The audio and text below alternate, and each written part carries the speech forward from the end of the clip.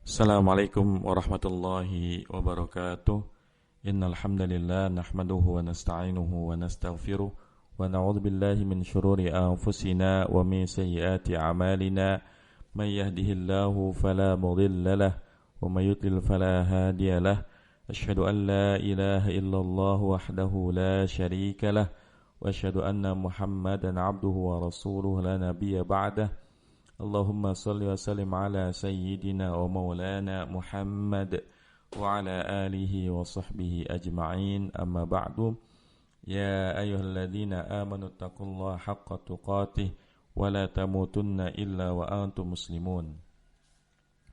Segala puji bagi Allah Subhanahu wa taala yang senantiasa memberikan kepada kita nikmat dan karunia-Nya sehingga kita masih bisa melanjutkan kehidupan kita di muka bumi ini dalam rangka mendekatkan diri kita beribadah kepada Allah Subhanahu wa taala, karena Allah Subhanahu wa taala berfirman, "Wa ma khalaqtul jinna wal insa illa liya'budun."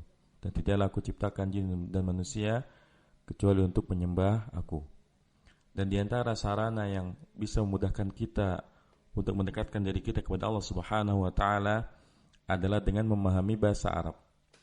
Karena dengan memahami bahasa Arab, kita insyaallah akan dimudahkan oleh Allah Subhanahu wa taala dalam memahami perkara-perkara agama kita yang terkandung baik dalam Al-Qur'an, hadis-hadis Rasulullah sallallahu alaihi wasallam, dan juga perkataan para ulama di kitab-kitab mereka. Oleh karena itu, jadikanlah proses pembelajaran bahasa Arab ini kita niatkan untuk mendekatkan diri kita kepada Allah Subhanahu wa taala. Salawat dan salam semoga senantiasa tercurah kepada Nabi Muhammad sallallahu alaihi wasallam yang telah membimbing kita dari gelapnya kesesatan menuju terang benderangnya cahaya Islam. Insyaallah taala pada kesempatan kali ini di program Binar yang keempat ini kita akan membahas syarah dari kitab Al-Ajurumiyah, yang mana pada program-program sebelumnya kita sudah membahas kitab Al-Mumti' fi Syarh Al-Ajurumiyah, kemudian Aisar Syuru' Alamatil Ajurumiyah, kemudian yang terakhir Tabsit Al-Ajurumiyah. Maka pada angkatan yang keempat ini kita akan membahas kitab Hasyiyah Al-Ajurumiyah yang dikalang oleh Syekh Abdurrahman bin Muhammad bin Qasim rahimahullahu ta'ala. InsyaAllah kita akan membahas kitab ini kurang lebih selama 6 bulan. Semoga Allah mudahkan langkah kita dalam menamatkan kitab ini, dan semoga Allah pahamkan kita dengan pemahaman yang baik. Baik, kita mulai membaca muqaddimah dari kitab ini. Tarjamatu muallifil matan. Tarjamatu muallifil matni. Biografi singkat pengarang kitab matan. Huwa Abu Abdillahi Muhammad bin Muhammad ibn Dawud As-Sanhaji atau As-Sinhaji, nisbatun ila ihdal qabail bil Maghribi an-nahwiyyu al-ma'ruf bi ibn Ajurum. Dia adalah Abu Abdillah Muhammad bin Dawud As-Sanhaji atau As-Sinhaji. Ada beberapa kitab yang menuliskannya As-Sanhaji, ada juga yang menuliskannya As-Sinhaji. Dan masalah seperti ini masalah yang mudah, ya. Karena banyak ulama yang sering berselisih mengenai nisbat pada suatu tempat. Nisbatun ila ihdal qabail bil Maghribi. As-Sinhaji ini merupakan penisbatan kepada salah satu kabilah yang ada di Maghrib. Ya, kalau sekarang ini Maroko. An-Nahwi, seorang ahli nahu, al-ma'ruf bi ibni Ajurum, yang ma'ruf dengan, yang dikenal dengan Ibnu Ajurum. Makanya nama kitab beliau Matan al-Ajurumiyah. Wa ma'nahu bilisanil barbari al-faqirus sufiyul wara'u. Dan makna dari Ajurum di dalam lisannya orang barbar ini artinya adalah al-faqir, orang yang membutuhkan, as-sufi, sufi dan wara', ya. Orang yang wara'. Kana imaman fin nahwi wa ghairihi. Beliau itu ya imam di dalam masalah nahwu dan yang selainnya. Jadi beliau dikenal kepakarannya dalam masalah nahwu. Dan cukuplah karyanya ini, Matan al-Ajurumiyah, ini menunjukkan kepakaran beliau dalam ilmu nahwu dan keberkahan beliau dalam ilmu nahwu. Karena hampir-hampir tidak ada kitab di dalam bidang ilmu nahwu yang semisal kitab Al-Ajurumiyah dari sisi penyebarannya. Ya, para ulama, para muallif kitab telah banyak menyusun buku di bidang nahwu, tapi wallah ya demi Allah, buku yang paling banyak disyarah oleh para ulama nahwiyin ini adalah kitab Matan al-Ajurmiyah. Ya, bahkan ada puluhan, ya, ada puluhan kitab yang mensyarah kitab al-Ajurmiyah yang menunjukkan keberkahan ilmu beliau. Semoga Allah merahmati muallif dan mengangkat kedudukan beliau di sisi Allah Subhanahu wa taala dan memasukkan beliau ke surga Allah Subhanahu wa taala. Wulida bi Fasin sanata 674 min al-hijrah wa tufiya biha sanata 723 min al-hijrah. Dilahirkan di kota Fas tahun 674 Hijriah dan diwafatkan oleh Allah Subhanahu wa taala pada tahun 723 Hijriah. Ya, jadi beliau ini merupakan ulama nahwu yang hidup di daerah Maghribi, ya, di daerah Afrika Utara, ya, sekitar pesisir pantai Afrika Utara, antara Maroko, ya, dan daerah-daerah di sekitarnya. Dan memang Masya Allah kitabnya ini Matan al-Ajurmiyah memiliki kelebihan di mana kitab beliau ini kitab yang sangat ringkas, akan tetapi mencakup hampir semua pembahasan ilmu nahwu. Sangat lengkap, ya. Babnya hanya 25 atau 26 bab, tapi Masya Allah isinya tuh, ya, sangat lengkap. Semua pembahasan ilmu nahwu ada di sini. Bahkan kalau sekiranya kita mencukupkan diri kita hanya dengan kitab Matan al-Ajurmiyah, maka ini cukup untuk membuat kita memahami ilmu nahwu secara sempurna. Ya. Jadi kalau sekiranya kita mencukupkan, tidak belajar kitab lain selain kitab al-Ajurmiyah dan syuruhatnya dan syarah-syarahnya, maka ini cukup untuk kita. Karena lengkapnya pembahasan beliau, maka kalau kita mencukupkan diri kita dengan kitab al-Ajurmiyah ini, insya Allah cukup.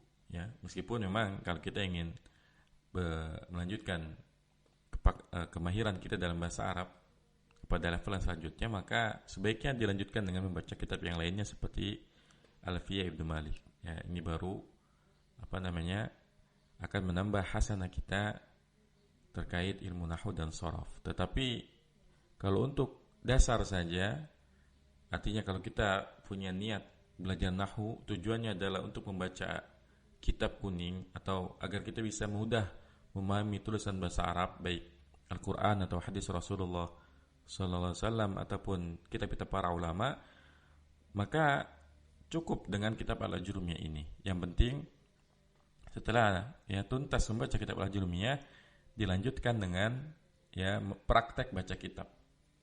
Karena seseorang itu bisa menguasai ilmu nahwu, bisa mempraktekannya langsung dengan membaca kitab-kitab berbahasa Arab, itu kalau ia sering-sering melatih dirinya membaca kitab. Kalau misalnya hanya belajar teori saja, misalnya hanya belajar al-Ajurmiyah saja, setelah itu tidak belajar lagi yang lain, tidak dipraktekkan langsung dengan membaca kitab, nanti ilmunya akan hilang. Akan tetapi kalau setelah selesai al-Ajurmiyah kemudian dilanjutkan dengan membaca banyak kitab bahasa Arab, lama-lama akan terbiasa, lama-lama akan bisa menerjemahkan bahasa Arab. Ya, nah, kita lanjutkan dengan membaca muqaddimah yang ada di kitab Hasyah al-Ajurmiyah ini. Muqaddimah. An-nahwu yutlaqu ala ma'anin minha al-qasdu wal jihatu wal mislu wal miqdaru. Nahwu itu dimutlakkan untuk beberapa makna. Di antara makna tersebut adalah al-qasdu. Jadi nahwu makna yang pertama adalah al-qasdu, maksud. Wal jihatu, arah. Wal mislu, contoh. Wal miqdaru, takaran atau ukuran. Wahadduhu, dan batasannya ilmun bi usulin yatawassalu biha ila ma'rifati ahwali awakhiril kalimi i'raban wa binaan. Dan batasan dari ilmu nahwu itu adalah ilmu tentang pokok, ilmu tentang usul, yang dengan ilmu tersebut akan menyampaikan seseorang kepada kemampuan untuk mengenali keadaan akhir suatu kata, baik kata tersebut itu i'rab ataupun mabni, baik katanya bisa berubah-ubah ataupun katanya tetap. Nah, jadi dengan kita mempelajari ilmu nahwu, kita bisa mengetahui keadaan akhir suatu kata. Ya, apakah misalnya kalau dia mu'rab, apakah dia marfu, mansub, majrur dan majzum. Kalau dia mabni, maka kita bisa tahu bagaimana keadaan mabninya. Ya, dimabdikan di atas apa? Ini apa namanya? Batasan ilmu nahwu. Wa mawdu'uhu al-kalimatul arabiyyatu. Dan tema yang dibahas dalam ilmu nahwu adalah kata-kata bahasa Arab. Ya, ini tema dari ilmu nahwu. Wa samratuhu siyanatul lisani anil khata'i fi kalamillahi wa kalami rasulih sallallahu alaihi wasallam wa kalamil arabi. Wal isti'anatu bihi ala fahmi ma'ani dzalika. Dan buah dari belajar ilmu nahwu adalah menjaga lisan dari kesalahan. Baik kesalahan di dalam firman Allah Subhanahu wa taala ataupun sabda Rasulullah sallallahu alaihi wasallam dan juga perkataan orang Arab. Dan menolong ya mereka untuk memahami makna kata-kata tersebut. Nah, jadi ini buah dari belajar ilmu nahwu, menjaga lisan dari kesalahan dan membantu kita dalam memahami kalimat-kalimat bahasa Arab. Wastimdaduhu min kalamillahi wa kalami rasulih wa kalamil arabi. Dan sumber pengambilannya itu dari perkataan Allah atau dari firman Allah Subhanahu wa taala, dari sabda Rasulullah sallallahu alaihi wasallam dan juga dari ucapannya orang-orang Arab. Jadi kita belajar ilmu nahwu ini kaidah-kaidahnya itu diambil dari Al-Qur'an, dari hadis dan juga dari perkataan orang Arab, terutama syair-syair mereka. Wa hukmuhu fi syar'i fardu kifayatin. Dan hukumnya di dalam ilmu syar'i, di dalam syarak ini hukumnya adalah fardu kifayah. Artinya kalau ada sekelompok orang yang mempelajari ilmu nahwu maka gugur kewajiban yang lainnya. Tapi kalau satu daerah misalnya tak ada satupun yang belajar ilmu nahwu, maka ini berdosa, ya. Wa wadi'uhu Abul Aswad Ad-Du'ali bi amri Ali radhiyallahu anhu. Dan peletak pondasinya, artinya orang yang pertama kali membangun atau menemukan ilmu nahwu atau metodenya adalah Abul Aswad Ad-Du'ali dengan perintah dari Khalifah Ali bin Abi Thalib radhiyallahu taala anhu. Jadi ilmu nahwu ini penyusun awalnya adalah Abul Aswad Ad-Du'ali dan telah masyhur di telinga kita kisah bagaimana Abul Aswad Ad-Du'ali terdorong untuk membuat kitab di bidang ilmu nahwu. Ya, karena ada pada suatu malam ya anaknya Abul Aswad Ad-Du'ali ini memandang ya langit-langit yang pada saat tersebut penuh dengan bintang, ya. Kemudian anaknya Abul Aswad Ad-Du'ali ini berkata kepada ayahnya yaitu Abul Aswad Ad-Du'ali. Anaknya mengatakan ma ajmalus sama, ya. Kemudian Abul Aswad Ad-Du'ali mengatakan nujumuha, ya. Kemudian anaknya heran, ya, karena anaknya ini ingin mengatakan betapa indahnya langit. Tapi kok ayahnya malah mengatakan bintang-bintangnya, enggak nyambung. Ya, makanya anaknya protes. Ayah, aku tidak bertanya kepada kamu apa yang paling indah dari langit, tapi aku ingin mengatakan ya betapa indahnya langit. Kemudian Abul Aswad Ad-Du'ali menyadari kekeliruan anaknya. Karena kalau anaknya mengatakan ma ajmalus sama, ini artinya apa yang paling indah dari langit. Makanya dijawab oleh Abul Aswad Ad-Du'ali, nujumuha. Tapi ternyata anaknya ingin mengatakan betapa indahnya langit. Harusnya kalau kayak gini mengikuti kaidah fi'il ta'ajjub, ya. Harusnya ya anaknya mengatakan ma ajmalas samaa, ya. Ma ajmalas samaa. Ini baru artinya betapa indahnya langit. Jadi bahasa Arab itu seperti ini, ya, beda harokat, beda artinya. Kalau dibacanya ma ajmalus sama, makanya artinya apa yang paling indah dari langit. Tapi kalau ma ajmalas sama, ini baru artinya betapa indahnya langit. Nah, setelah kejadian ini, ya Abul Aswad akhirnya berpikir, kalau seorang anak orang Arab saja yang ayahnya merupakan pakar bahasa Arab itu bisa salah, ya, memahami bahasa Arab, apalagi orang-orang ajam. Apalagi di masa itu, di zaman kekhilafan Ali bin Abi Thalib, Islam telah menyebar luas ke banyak negara yang bahasa asli mereka bukan bahasa Arab. Sehingga beliau khawatir jahilnya orang-orang, baik orang Arab ataupun orang ajam terhadap bahasa Arab ini akan membuat mereka melakukan kesalahan dalam membaca Al-Quran. Oleh karena itu beliau tergerak untuk membuat atau menyusun kitab pertama di bidang ilmu nahwu.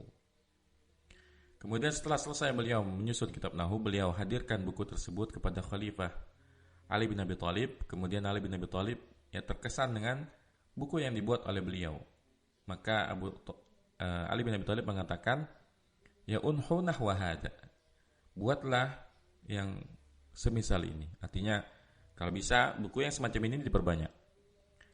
Inilah kenapa ilmu nahwu disebut sebagai ilmu nahwu, karena ini diambil dari ucapannya Ali bin Abi Thalib, ya. Unhu nahwa hada, ya buatlah contoh yang semisal ini. Artinya perbanyak buku yang semisal ini. Sehingga ya sampai sekarang ilmu tentang kaidah bahasa Arab tidak disebut sebagai ilmu qaidul lughah, tapi ilmu nahwu, ya. Nah, demikian muqaddimah untuk kitab Hasyiah Al-Ajurumiyah. Insyaallah setelah ini kita akan membahas ya faidah-faidah yang bisa kita ambil dari kitab Hasyiah Al-Ajurumiyah. Semoga bermanfaat. Wassallallahu ala nabiyina Muhammadin wa ala alihi wasallam. Subhanakallahumma bihamdika asyhadu an la ilaha illa anta astaghfiruka wa atubu ilaik. Assalamualaikum warahmatullahi wabarakatuh.